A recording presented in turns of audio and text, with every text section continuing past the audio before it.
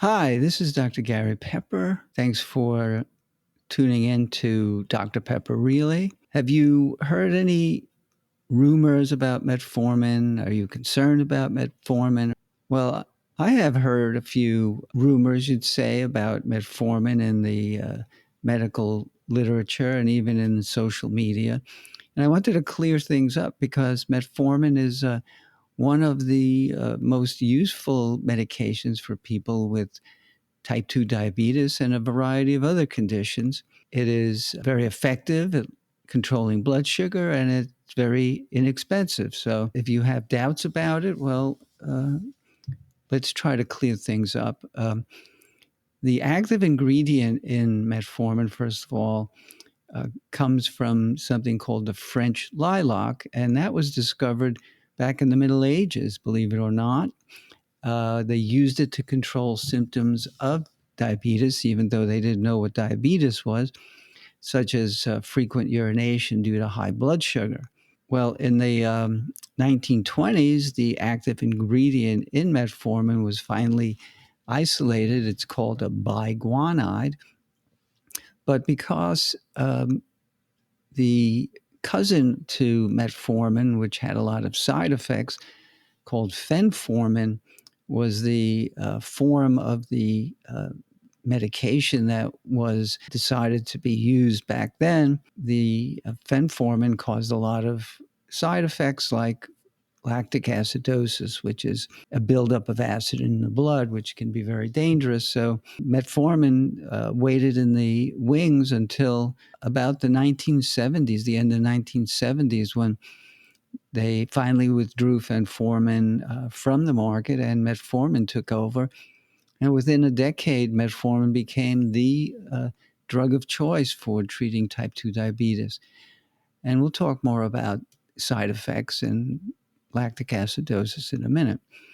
But as I was mentioning, the advantages of metformin are tremendous, including it's one of the strongest medications you can use to lower blood sugar in type 2 diabetes. It's very inexpensive. And in fact, a pharmacy chain here in Florida was giving it away virtually for free as a loss leader for people to come in and get their prescriptions filled at that pharmacy. But because it was so inexpensive, they could afford to give it away. So how does how does metformin work? Basically, it prevents the liver from making too much sugar. And believe it or not, in type 2 diabetes, the liver is one of the big offenders because it makes excessive amounts of sugar and doesn't turn off when it's supposed to. And another issue is something called insulin resistance in type 2 diabetes, and metformin can help with that. And we'll be talking about that in a minute. Now, what are side effects of metformin? Well, the realistic side effects, which can occur up until about 30% of people taking metformin, is generally stomach upset, stomach cramps, diarrhea, nausea, things like that. Though, if you search the internet, you will potentially see up to 10 different side effects, but most of those are extremely unusual. And most people who do have issues related to the stomach, as I mentioned before. But the incidence of lactic acidosis is extremely low. And it's mostly in individuals have severe damage already to their kidneys or liver, and under the care of a qualified medical provider, which you should be if you need metformin, let's say. These issues should be very clear and therefore avoidable. Now, one of the rumors that I've heard is that metformin itself is bad for your kidneys. Well, it really, that is a misunderstanding. Metformin itself does not injure the kidney. It's people who already have a kidney disease where the medication can build up to a level which is not healthy. So there are cutoffs for whether you can use metformin if you have some kidney disease. And that, again, is going to be between you and your medical provider, who can make an accurate assessment of your risk.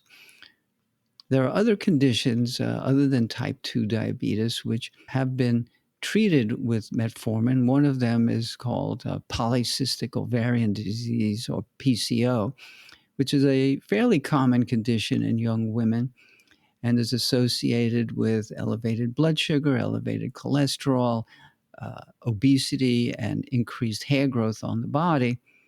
And metformin has been used as a very effective treatment in those cases. Another problem associated with PCO is infertility, and metformin has been used with great success in that situation as well. One of the more common conditions that metformin, other than diabetes, may be helpful in is something called the metabolic syndrome. You may have heard of that, getting a lot of media attention. Metabolic syndrome is associated with, again, obesity, high blood sugar, high cholesterol, and obesity. And insulin resistance is actually just a descriptive term that explains that insulin, which is a normal constituent in our blood released from the pancreas and controls your blood sugar, that the body is resistant to insulin. So therefore, insulin resistance. And metformin is one of the few medications that can actually improve insulin sensitivity. There's another medication that has been used for 20 years in the treatment of diabetes, which also can improve insulin resistance, though it's not a very popular drug. It's called pioglitazone, or Actos. But in situations where insulin resistance is a major concern, pioglitazone, or Actos, can be extremely useful. But what about metformin and weight loss? Well, it certainly doesn't cause weight gain like some diabetes medications, particularly like insulin, can cause weight gain. But in one particular study of individuals who have diabetes and insulin resistance, the average amount of weight loss was 12 pounds, whereas people who were given a placebo or an inactive pill during that time with those conditions gained approximately 8 pounds over the study period. So metformin can be useful in treating obesity and can be associated with weight loss, particularly in those who have what is called insulin resistance. Because of the effectiveness of metformin to lower blood sugar, many of the newer medications you may have heard in the commercials lately have hooked together with metformin to improve their glucose lowering ability. So therefore, you're going to see these combination medications we'll talk about in 1 second. And because there is a once-a-day version of metformin called extended release, or XL, or ER, it's convenient because you can take one of the newer medications and take that is combined with metformin and take one a day. Well, one of the more popular ones is called Janumet, which is a combination of a diabetes pill called Januvia and metformin. Then there is also one called Genta Duetto, which is a combination of Tradjenta and metformin. Now, we're talking about medications that can cost either from between $450 up to $750 per month, combined with the inexpensive metformin. Another medication is Invocamet, that's Invokana and metformin. That's estimated retail price for a month of $718.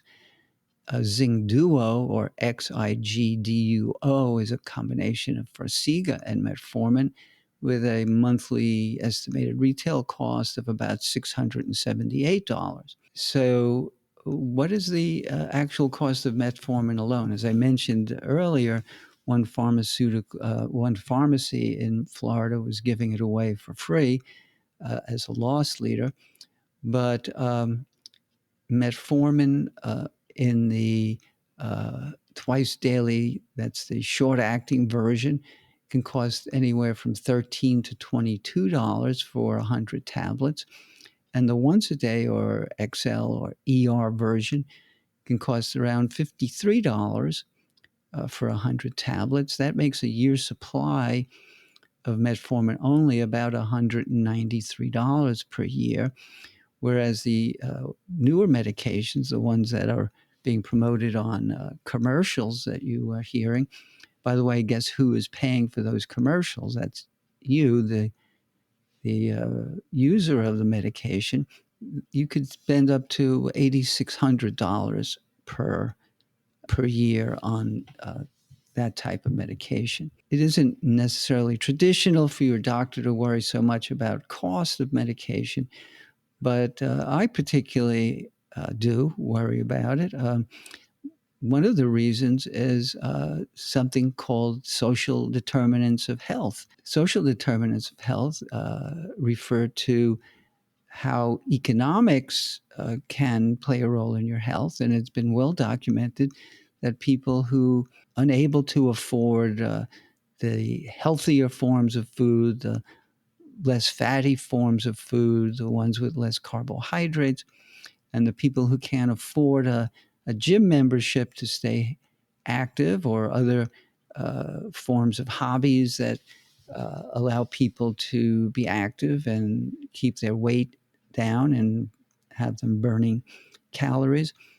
That takes cash, that takes money.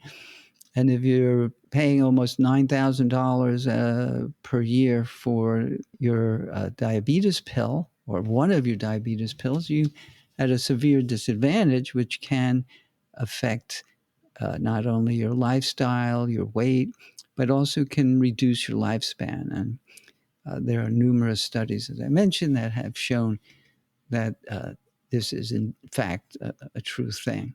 I hope I've clarified some of the issues you may have had about metformin. And this podcast is not for medical treatment or advice, but it's to give you a heads up so that you can discuss these issues with your healthcare provider. And in the near future, I hope to be able to provide a similar show for you on prediabetes, which is also getting a lot of attention in the media, which is the condition before you develop diabetes. And during that time, you have some ability to change things in your lifestyle and even use certain medications, of course, which metformin may be one of them that may help reduce the risk of going from this pre-diabetes state into diabetes. So also I want to ask you if you enjoyed the show, if you feel that it's valuable, if you would put a like on it, even subscribe to this. It's a relatively new channel. We could really use your support. Anyway, I'm glad that you watched up till this point, and I hope to be having you tune in the coming weeks. Thanks again. Bye now.